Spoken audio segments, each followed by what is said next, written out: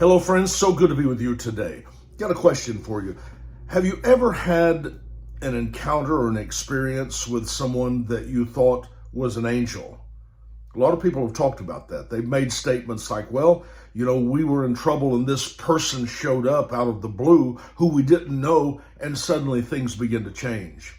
It reminds me of a story that I had heard. Of course, this goes back to my uncle's days. Of course, they're all past now, but they were talking about in their family. They told me the story of one of their cousins or somebody that was in the family had a restaurant there in Los Angeles, and they were trying to make it go. And it was just apparently a very difficult time for them to make the restaurant go. And they said one morning he got to work there, and he was the first one there. And he said he walked inside, and suddenly there was somebody that came up to the door and asked for some food. They said, do you have something to eat? I'm a little hungry and I'd like something to eat. And he said, I'm sorry, we don't have anything yet because we haven't turned on any of the ovens or anything like that. And the man was very polite, and he said, okay, well, thank you very much, and went to leave, started to walk out the door. And he said, well, wait just a minute. He said, I think we do have something from yesterday that we put in the refrigerator to keep for today, and I can give you something there. And he said that the guy gracefully received it, said thank you very much, and turned to walk out the door. And he said when he got to the door, the man turned, looked at him, and said, from this day forward, your business will begin to prosper. And then he turned and walked out the door. And he said he stood there and thought about that for just a second, and it dawned on him who this was. And so he quickly ran to the door and stepped outside. And he said there was no one there. He said, I went up and down the alleys. I went down the road. There was no one there. But he said from that day forward, his business took off and flourished. People started coming from everywhere to eat food there at the restaurant. It was a visitation, an angel. I'm not sure that doesn't happen a lot more than we think. You think that your attitude towards strangers doesn't make a difference. I see people today, and they're so mean and they're so short, and their attitudes are so horrible toward other people. And I'm not positive that a lot of times they haven't actually mishandled or mistreated an angelic being that was there to declare blessing over them. And that shouldn't be strange to you. Hebrews chapter 13, verse 2. Come on, you got to know this one. It said, be careful how you entertain strangers, how you treat strangers, because a lot of times people have entertained angels without realizing that they were angels. Isn't that amazing? I think that happens that's much more common than we think it is. Unfortunately, now, and this guy, he didn't have wings. He wasn't glowing. He didn't have a halo. He just looked like a normal person. But I think you're going to be surprised to realize how people in the world of spirit looks like you. There's not really any difference. You can't tell the difference. They're probably created in God's image, much just like you're created in God's image. And we tend to think of somebody that is from the world of the spirit as being a spirit or so, and we almost think of that almost like a ghost or an apparition or a spook, a mist of some kind. And we simply do not understand that a spirit is someone that God created whose existence is lived out in the realm of spirit like ours is lived out in the realm of the natural. Does that make any sense to you? In that realm, in that place that we know as spirit, they have conversations, they have relationships, they have community, they have responsibility. Listen to me, my mom and dad are there. I have my grandpa, my grandma, they're there. We have family that are there and that live out life in that realm of spirit, in that dimension that is there. And the activities that take place there are as real as the activities that take place here. Both are very real worlds. The world of spirit is just as real as the world of the natural or the cellular. See, they both run parallel with each other. You understand that God is not a spirit. That's not what the Bible said. It said God is spirit. He is spirit, and they that worship him must worship him in spirit and truth by engaging that realm. See, God is spirit just like we are cellular. I believe spirit is the building blocks of that world, just like cellular is the building blocks of this world. Okay, that's where God's existence is. That's where he does his thing. But in this dimension, in the cellular realm, and what we would call the natural realm, this is where we are, and it's running parallel. And at times there will be an intervention. There will be a connection, and the one world will bleed over into another. Somehow Enoch was translated that he shouldn't see God, the Bible said. Dear Lord, he went from the world of the cellular into the world of the spirit. Same thing with Elijah. He was caught away in a fiery chariot. Well, what the heck does that mean? That means that he went from one dimension to another. But then you can also find examples where people came from that realm into this realm. Remember, Mary, everyone knows that. Gabriel, the angel came and talked to her, instructed her. The same with Zacharias. The angel came and talked to him just like he talked to Mary. Psalms 91, I'm just trying to think of places where there's been that connection and that intervention.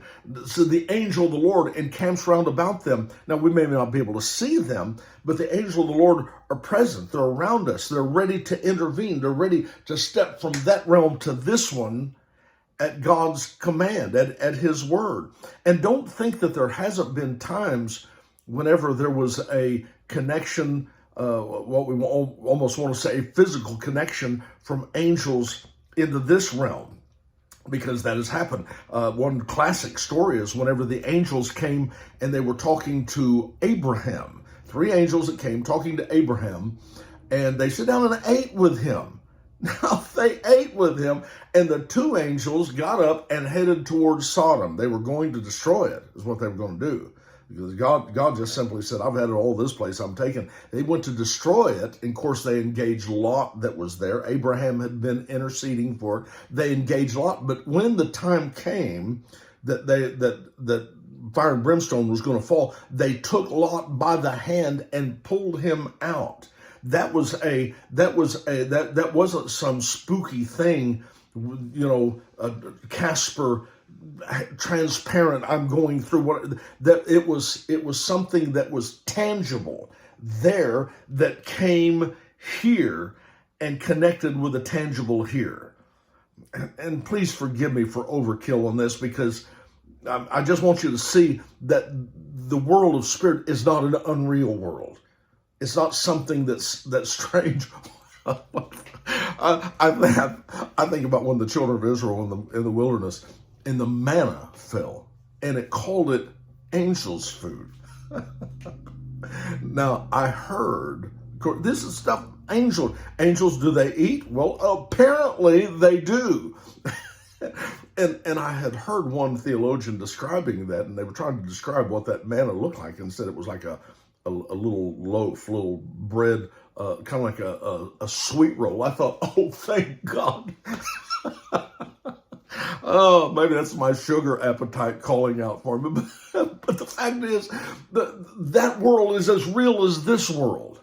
And the engagement from that world to this world probably takes place a lot more than you think that it does.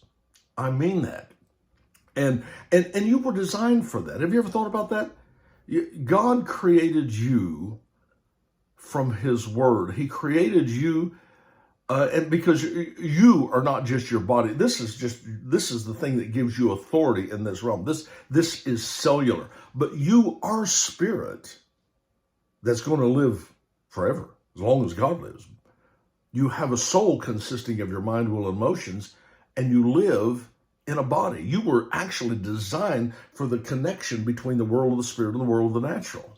See, you contain both worlds. You understand that? Like a dam. You're wet on one side and dry on the other. You have 1 foot in the world of the natural and 1 foot in the world of the spiritual. So it's almost like you are a citizen of 2 dimensions, and you have authority in both realms. So that's so important for you to realize. You have the authority to pray for something, to engage with something there and bring it here.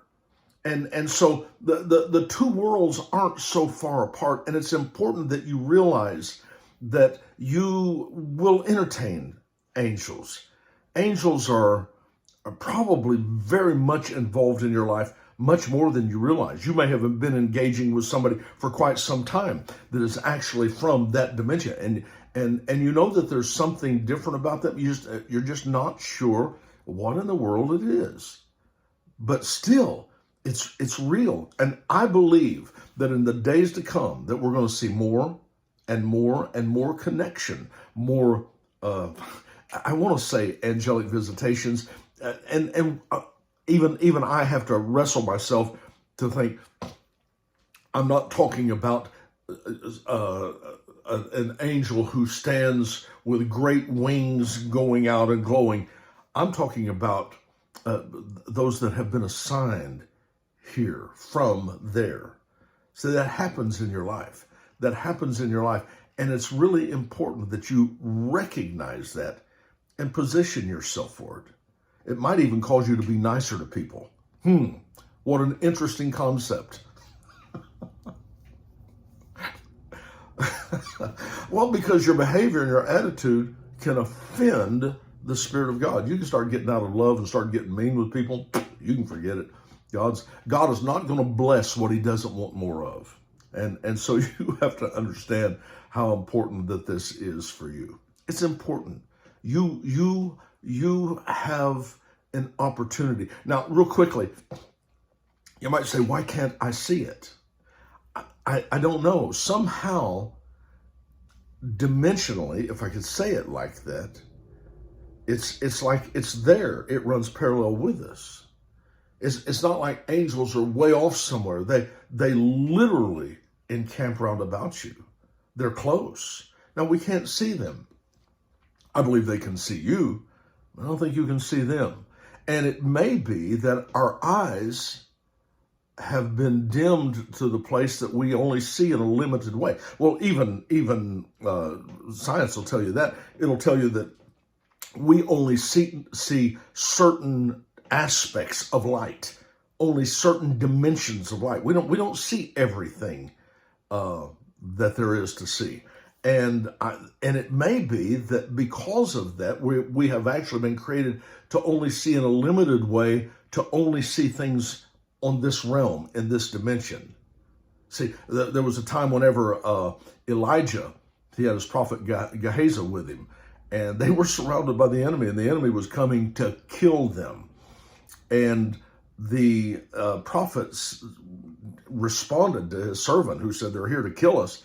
He began to pray, and he said, Lord, open his eyes that he might see that there's more for us than are against us. And it said his eyes were open, and he said the hills were covered with chariots of fire. Powerful. But I thought it was interesting. His eyes were open. And it's very possible that the reason we don't see that dimension is just because our eyes are limited. I'm not exactly sure. I mean, that makes sense to me. But I do know one thing, and this is the thing I want to share with you today, is that there is an engagement from the world of the spirit to the world of the natural, going from there to here, and even from here to there. Real quickly, when Jesus rose from the dead, well, he was in the world of the spirit. And it said in that room that he came through the wall, he sat down, ate fish and honeycomb.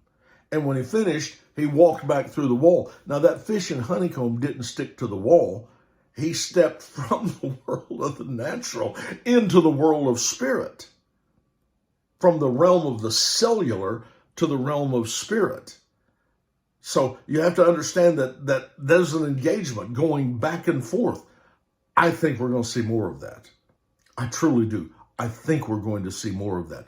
And I want to encourage you to keep your heart pure and be sensitive in your heart. Be sensitive in your prayer concerning the things that you're called to and what God's called you to do.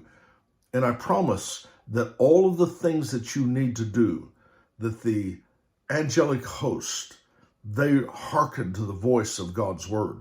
Psalms chapter, seems like 119, verse 120. It's in the book of Psalms. It said, they excel in strength, hearkening to the voice of his word. See, they hearken. When you begin to declare God's word, when you begin to say what God said, the angels excel in strength. They go into motion. They respond to what you say. Now, if all you got to say is, boy, things are bad, it ain't going to get better. Oh my God, I don't know what we're going to do. My feet are killing me. I don't see how in the world the angels are going to have a response to that. They're just not. But when you begin to declare what God said, when you begin to declare, this is a positive confession. This is declaring what God said. Suddenly, they respond to that, and you're going to see spiritual, angelic beings that move from that realm right into your realm to turn things around for you. I'm telling you, it's real. It's real, and there's so much more that God has for you. And I believe this year you're going to enter into an awareness of that and an experience of that like never before. This is your year, baby. I'm telling you, this is your year, and you're going to do it, and you're going to be awesome. I'm so proud of you. I so believe in you, and I just believe in the things that God's called you to be. Obviously, I'm going to have a lot of things on my website, jerryedmond.com. Give me a visit there. Please leave a note, leave a message, like, share, do something. I think there's a lot of people that really need to hear this. And if you'd like to hear more, I'll probably put together a series on this. I've tried to cram so much into just a few minutes that please forgive me if I'm talking too fast or saying too much. I'm just trying to get it all in here in the couple of moments that I have with you.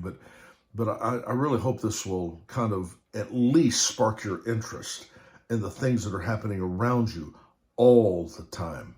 It's very important that you realize what's happening. Okay? You got a race to run. Let's go for it.